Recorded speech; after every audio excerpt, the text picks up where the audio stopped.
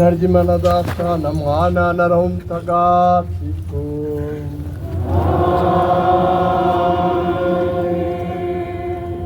Nimugire amahoro.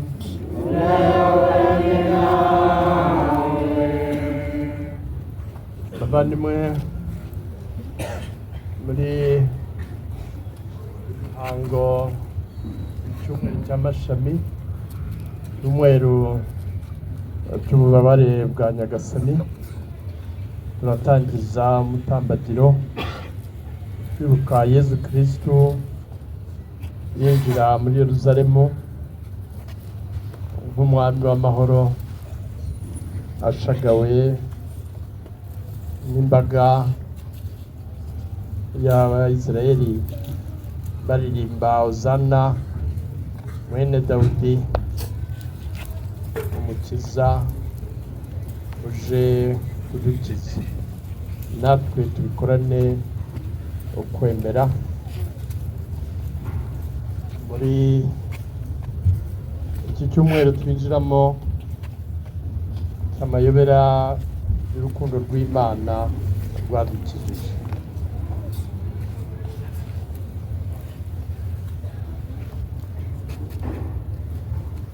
Bavandimwe, guhera mu ntangiriro y'igisibo twateguye imitima yacu twihana kandi twibanda ku bikorwa by'urukundo. None uyu munsi twakoraniye kwifatanya na Kiliziya yose ngo dutangire ibirori by'iyobera rya Pasika ya Nyagasani, ari byo ibabara n'izuka bye. Ajya kuzuza iryo yobera ubwe yinjiranye ishema mu murwa wa Yerusalemu. Nicyo gitumye dukoranira kwibuka ibyo birori byabaye interuro y'icungurwa ryacu. Dukorane ukwemera gushyitse n'urukundo ruzira uburyarya, dushagare Nyagasani muri uko kwakirwa Yerusalemu kwatuzaniye umukiro, kugira ngo dufatanye nawe imibabaro n'umusaraba, maze tuzagire uruhare ku izuka n'ubugingo tumukesha. Dusabe. Mana ushobora byose ugahoraho iteka, aya mashami wayahewe umugisha uyatagatifuze, kugira ngo twebwe abashagaye Kristo umwami twishimye tumukeshe kwinjira muri Yerusalemu izahoraho iteka, wagategeka iteka ryose.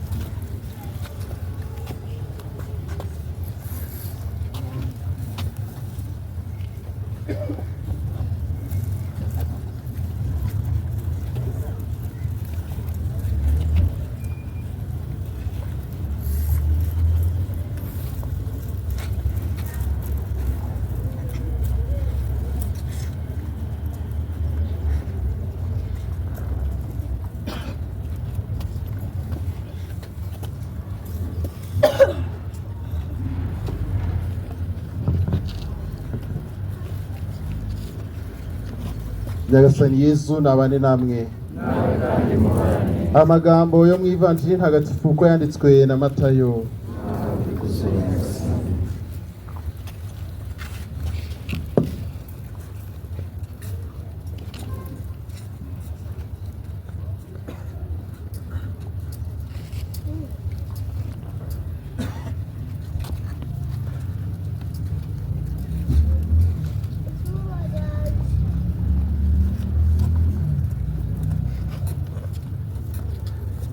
Hari hasigaye iminsi mike ngo Pasika ibe, igihe Yezu n'abigishwa be begereye Yerusalemu bageze i Betifage ku musozi w'Imizeti.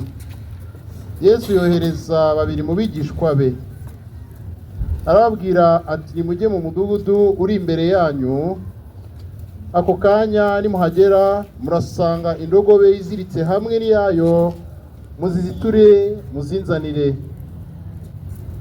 Nihagira ugira icyo ababwira mumusubize muti Nyagasani arazikeneye, ariko arazohereza vuba. Ibyo byabereye kugira ngo huzuzwe ibyo umuhanuzi yavuze ati mubwire umwari wa Siyoni muti nguwo umwami wawe wituze agusanze yicaye ku ndogobe n'iyayo, icyana cy'itungo riheka imizigo. Nuko abigishwa baragenda maze bagenza uko Yesu yabibategetse, bazana indogobe n'iyayo. Hanyuma bazigerekaho ibishura byabo maze Yesu yicaraho. Nuko abantu benshi barambura ibishura byabo mu nzira, abandi batema amashami y'ibiti maze bayasasa mu nzira.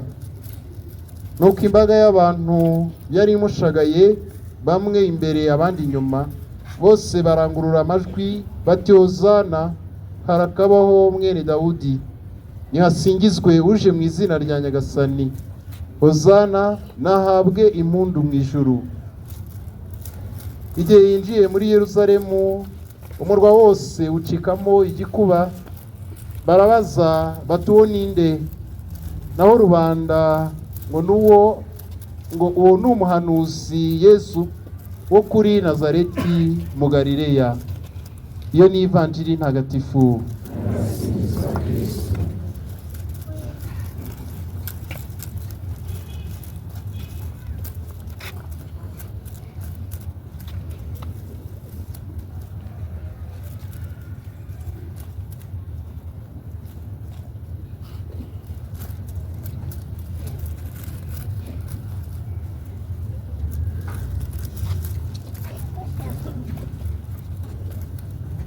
Abavandimwe, dutangiye icyumweru gitagatifu, ububabare bwa Nyagasani.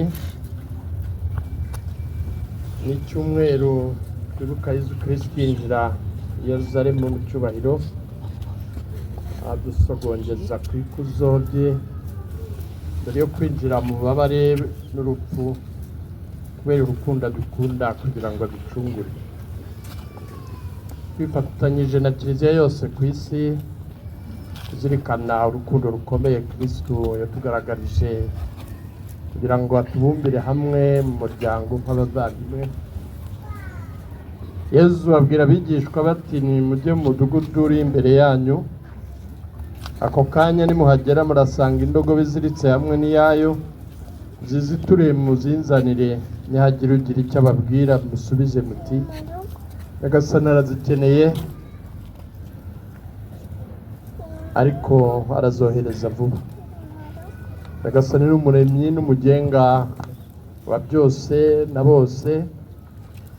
Ntabwo abigishwa bashoboraga kumva ukuntu bagenda bagafata indogobe y'abandi bakayijyana, niba batari bubafate nk'abibye kuko uwo muntu batamuzi nawe akaba atabazi, ariko barumvira bemera Kristo kuko ashobora byose, niwe mugenga wa byose. Baragenda kandi uko nguko. Bavandimwe Nyagasani dusaba kumwizera no kumwumvira nta gushidikanya, ubundi byose bikadutunganira iyo tumwizera tukemera kuyoborwa nawe. Ibyo byabereye kugira ngo huzuzwe iby'umuhanuzi yavuze ati, nimubwire umwari wa Siyoni muti, nguwo umwami w'ituze agusanze yicaye ku ndogobe n'iyayo, icyana cy'itungo riheka imizigo. Indogobe cyari ikimenyetso cy'amahoro, atari ifarasi y'intambara. Imana yari yaragiye itegura umuryango wayo ikoresheje abahanuzi bahanura ku mukiza Mesiya azabumbira hamwe umuryango w'abana b'Imana nk'abavandimwe ngo yubake ingoma y'amahoro. Niyo mpamvu rero tuba dukwiye kwakira ijambo ry'Imana mu kwemera no mu rukundo, kugira ngo Imana turememo umuryango kuko turi abavandimwe.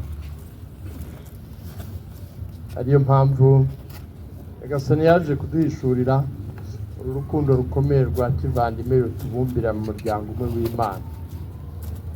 Yezu yinjiye Yerusalemu nk'umwami w'amahoro kuko ingoma ye ari iy'urukundo n'amahoro. Abandimwe muri iki gihe twugarijwe n'intambara hirya no hino ku isi, tuyoboke Kristo umwami w'amahoro, tureke umwami w'amahoro atuyobore. Amahoro mu mitima yacu aganze, ariyo soko y'amahoro. Ntawe utanga icyo adafite, unatanga amahoro kuko afite mu mutima. Amahoro mu ngo zacu, amahoro mu baturanyi, amahoro mu gihugu cyacu, amahoro mu karere kacu no ku isi yose. Twimuke urukundo rwa kivandimwe, ari rwo ruduha amizero n'amahoro Kristo yaje kutubuganizamo. Abandimwe rero, ni mucyo dukurikize ya nteko y'abantu bari bashagaye Yezu bamwamamaza, maze dutambagire mu byishimo no mu mahoro tugana ritari Nyagasani. Ubwo umwepiskopi abitwemereye, tugiye gutambagira tugana mu kiliziya. Byose tubikore mu mutuzo.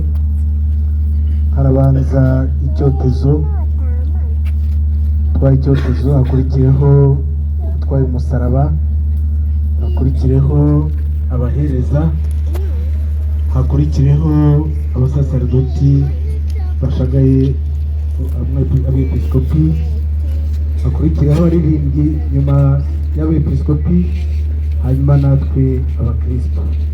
Byose mu mutuzo, muzirikana ko twinjira mu nzu ya Nyagasani kwifatanya nabo. Abaririmbyi mudufashe.